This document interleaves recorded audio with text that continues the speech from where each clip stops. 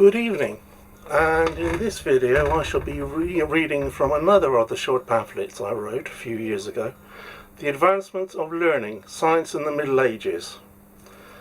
And the cover had this intellectual from drawn in a medieval manuscript wearing glasses, which were a medieval invention. I wrote it as a response to the myth we've all been taught that between the fall of Rome and the Renaissance, the Catholic Church controlled all learning, largely true, and suppressed science, which is completely false. That view's been challenged since the 1950s in Jean Gimpel's The Medieval Machine, and since then a number of historians of science have come forward and said no. The medieval period is actually a period of invention, very slow by modern standards, although some people have referred to it as a scientific revolution in the Middle Ages, which is very much an exaggeration. And in actual fact, modern scientific discoveries, especially in physics, are based on those of the Middle Ages, because the medieval scientists and philosophers were well aware that Aristotle's physics was incorrect. They didn't want to stray too far from it, but they adapted it. And those adaptations continued into the scientific revolution of the 16th century. Now, let's begin reading. The title of this talk is taken from one of the great works of Sir Francis Bacon, the Elizabethan scholar who introduced the modern scientific method of experiment and induction. Bacon was advocating and looking forward to a new era of scientific progress in contrast to the Aristotelian system of the Middle Ages. This system was increasingly criticised and rejected by European philosophers and scientists during the 17th century, in the period of the scientific revolution. This saw the creation of the modern scientific method, the mechanical philosophy, by scholars such as Bacon, Descartes, and Galileo. The Middle Ages have a popular reputation as an age of religious faith, where intellectual inquiry, in particular science, were rigidly controlled and kept within strict limits by the Roman Catholic Church, with much philosophical speculation and scientific research prohibited and suppressed. Many popular treatments of the history of science duly give detailed descriptions of the theories and inventions of the ancient world. These then often pass quickly to the Renaissance and the scientific revolution, devoting only a few pages, if at all, to medieval science. These generally note that much ancient science was lost with the fall of the Roman Empire, and what science was taught during the Middle Ages was Aristotelian. It is of course true that scholarship and intellectual research was in the hands of the Church, which would attempt to ban any religious, philosophical and scientific doctrines it considered a threat. Nevertheless, the idea that the Church was opposed to all intellectual inquiry is untrue. It is the creation of a number of hostile writers and movements from the early modern period up to the 19th century. These included the 16th century humanists, who criticised the Middle Ages for its poor classical scholarship, to Enlightenment philosophers and historians such as Voltaire and Edward Gibbon. It was the humanist Petrarch who first used the term medius tempus with a sense of a dark age lasting from the fall of the Roman Empire to his own time. They attacked the Middle Ages for its religious intolerance and supposed ignorance, and believed, if I can just open this up, proper scientific knowledge and endeavour had only begun with the scientific revolution of the preceding century. More recently, historians have increasingly viewed the Middle Ages as a period of scientific and technological advance comparable to that of the 19th century. One of the first scholars who led the positive reappraisal of medieval science was Pierre Duhem, the French Roman Catholic physicist and philosopher of science. Duhem's aim was partly to attack the views of the French positivists, who accepted the view of Auguste Comte that society moved from a stage of magic through theology to a final age of science. Other scholars since Duhem have followed him in viewing the Middle Ages positively as an age of philosophical innovation and scientific achievement. Medieval science has also benefited from the positive appreciation of medieval philosophy generally by historians. The French historian Jean Gimpel subtitled his book, The Medieval Machine, The Industrial Revolution of the Middle Ages. While this is an extreme view, nevertheless the Middle Ages did see a considerable scientific and technological research and progress. It is impossible to present a detailed description of the medieval scientific worldview and its physics, biology and cosmology in a short talk. I will instead try to present an overview of the progress of medieval scientific and technological knowledge. Although much medieval science, such as the theory of the four humours and the earth-centred Ptolemaic view of the universe, was wrong, nevertheless it was an age when many European scholars took an active interest in questions of natural philosophy. Natural science in its turn inspired and was celebrated by writers and poets such as Jean de Meun and the anonymous author of the 15th century English work, The Court of Sapiens. In addition to describing some of the advances and developments made in science during the Middle Ages, this paper will also discuss the theological and metaphysical views that allowed the acceptance of natural philosophy in the monastic schools and universities and encouraged its further development. Just a moment.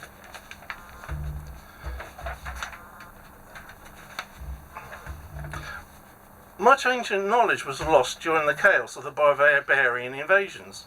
Even before the Roman Empire fell, Pliny complained that there was less scientific research under the empire than when its constituent countries were separate, independent states.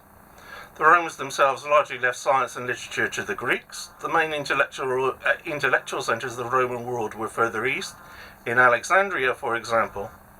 Many of these areas were thus lost when the Middle Eastern and North African provinces were conquered by Islam.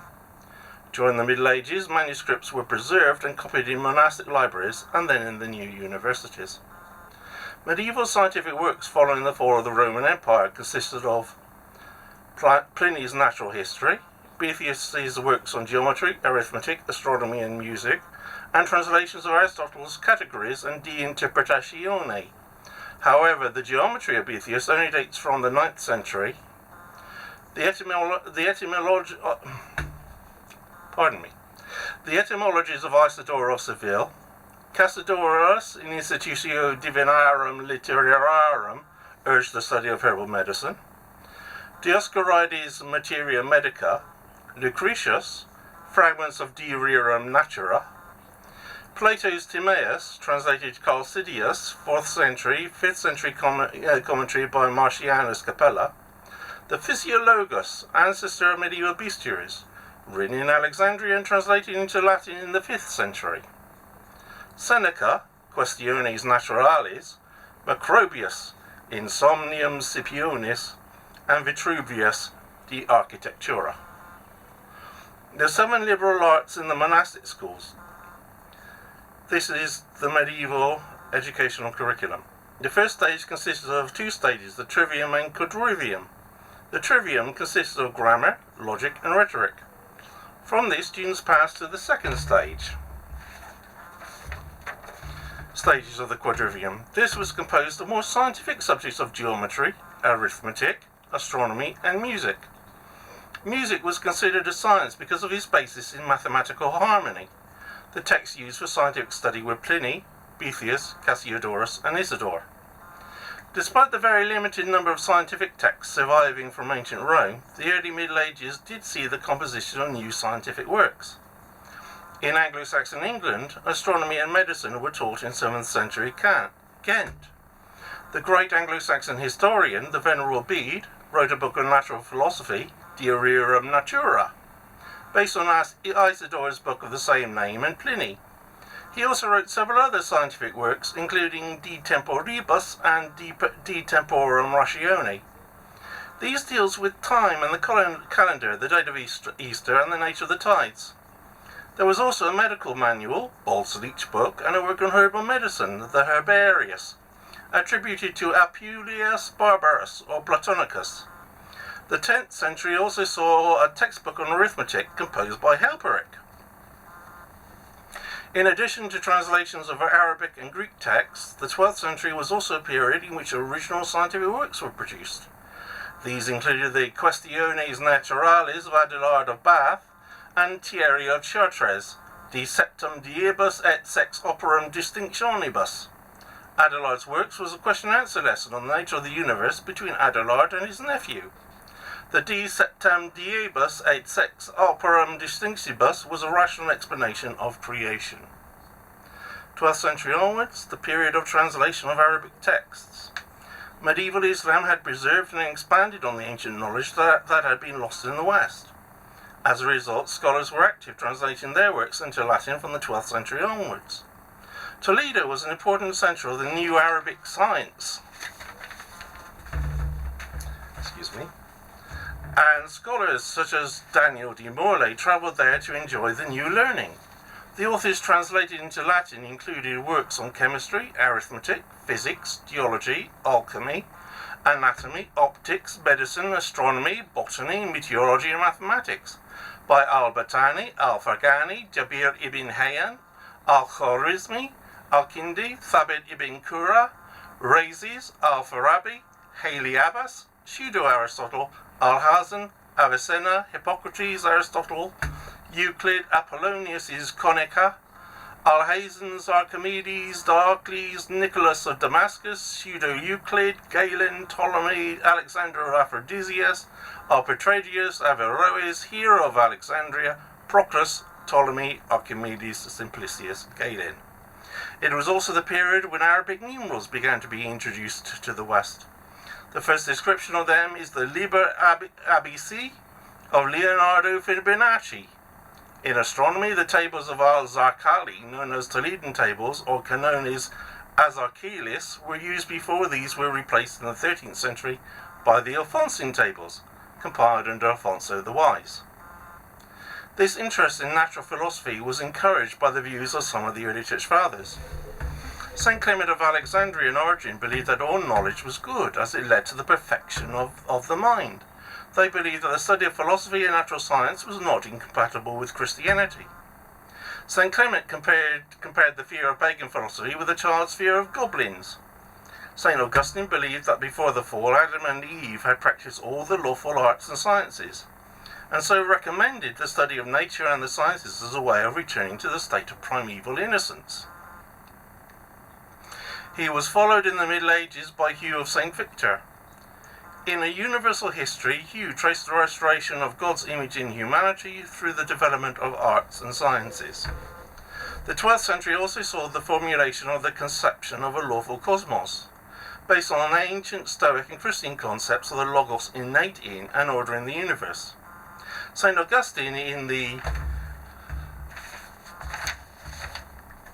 De Genesi ad Litteram, Books 9, 17, stated, "The most customary course of all this nature has certain natural laws of its own, according to which both the spirit of life, which is in a creature, has in some way certain settled desires of its, which even malevolence cannot overcome. And the elements of this corporeal world have their settled power and quality, what any one of them may or may not affect, and what may or may not come from what." Hermann of Carinthia in the 12th century referred to a law of a certain universal condition that was involved in the definition of nature and the nature of things. All movements of secondary generation are administered by a certain relationship of nature, by the decision, of course, of the author of all things, and since every order of things which are living is perpetuated by a law of a certain universal condition, which in common speech is called nature, from nature itself it seems most appropriate to begin. It is customary for the term nature to be used for two concepts. One, as Seneca says, what is nature other than God and divine reason inserted into the whole universe and its parts? But the other is that by which Plato composes the soul of the universe. By taking up this natural scientists can attempt to describe individually the natures of all bodies, both of the heavens and of the lower world. There was a conflict between the Latin Averroists, who derived their doctrines from Aristotle, and Christianity on major theological issues of the nature of God, humanity, and free will. Averroism denied free will and stated that God could not create a different universe to this one. They also argued that there was no individual soul, only a single active intellect common to everyone. Some Averroists, such as Jean de Jandun and Sigier of Brabant, rejected Christian theology. Prohibitions against teaching Aristotle were issued in Paris in 1210 and 1215. However, these did not forbid them from being privately studied, and lectures in Aristotle were still announced in the University of Toulouse. In 1231, Pope Gregory IX appointed a commission to revise some of Aristotle's natural philosophy. By 1255, examinations on Aristotle had been established at the University of Paris. By the end of the century, Albertus Magnus and Thomas Aquinas had completed their expositions on Aristotle and their attempts to reconcile it with Christianity. Albertus and Aquinas rejected Aristotle when it conflicted with Christian theology. However, they also recognized that religion and philosophy frequently discuss the same subjects from different viewpoints, and so separated theology from science. In chapter 4 of the Summa contra Gentiles, St. Thomas Aquinas argued that the philosopher and the theologian consider creatures in different ways. Aquinas also argued in the Summa that the consideration of creatures is useful for instruction of faith, chapter 2, and that knowledge of the nature of creatures serves to destroy errors concerning God, chapter 3. Despite this, in 1277, 219 Aristotelian and Averroist doctrines were condemned by Étienne Tempier, Bishop of Paris. This clearly was an attempt to limit philosophers' freedom to think and speculate. Pierre de M. considered that the condemnation of 1277 had a positive effect by forcing natural philosophers to consider non-Aristotelian explanations based on the notion that God could do anything he wished, so long as it did not involve a logical contradiction.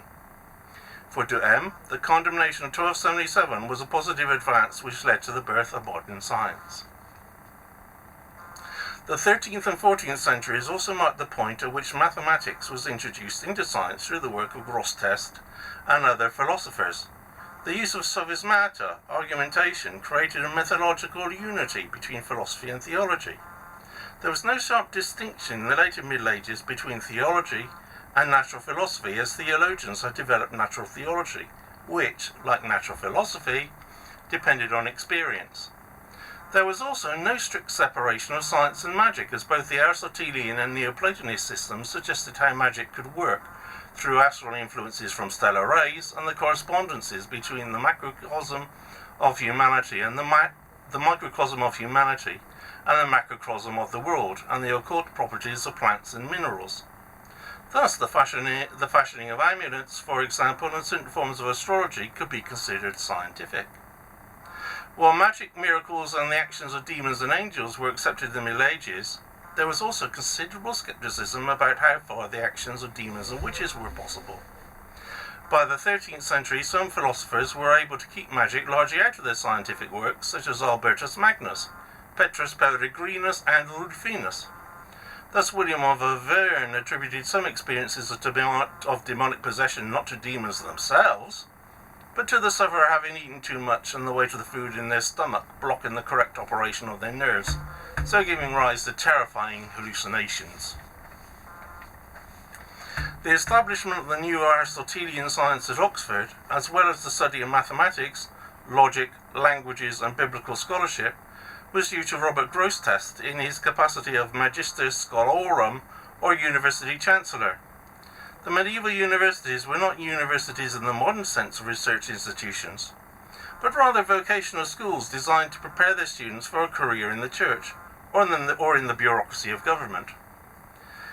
Medieval philosophers were particularly interested in optics, as St. Augustine and the Neoplatonists had viewed them as symbols of divine grace. It was also a subject that could be investigated mathematically. Robert Grosseteste was the first important medieval philosopher interested in optics, as he believed that light had been the first corporeal form, and was responsible for dimensions and space itself, and was the first principle of motion and efficient causation. As part of this interest, Grosseteste and other scientists investigated the rainbow, which they knew was produced through refraction. Spectacles were invented later in the 13th century, circa 1286, and were popularized by the Dominican friar Alessandro della Spina. Jean de Meung refers to this research into optics in the Roman de la Rose. One may learn the cause. Why mirrors through some subtle laws have power to objects seen therein, atoms minute or letter thin, to give appearance of fair size, though naked unassisted eyes can scarce perceive them. Grains of sand seem stone when through these glasses scanned, but to these matters blind affiance no man need give. They're proved by science.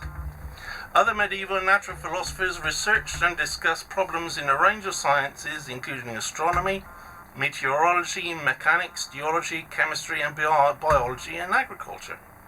The lodestone was first described in the West in the De Naturis Rerum of Alexander Neckham, while the first description of the compass is the Epistola de Magneti of Petrus Peregrinus of Maricourt in 1269. Jean Buridan and Nicolas Aurin before Copernicus suggested that it was the Earth that revolved, not the Sun.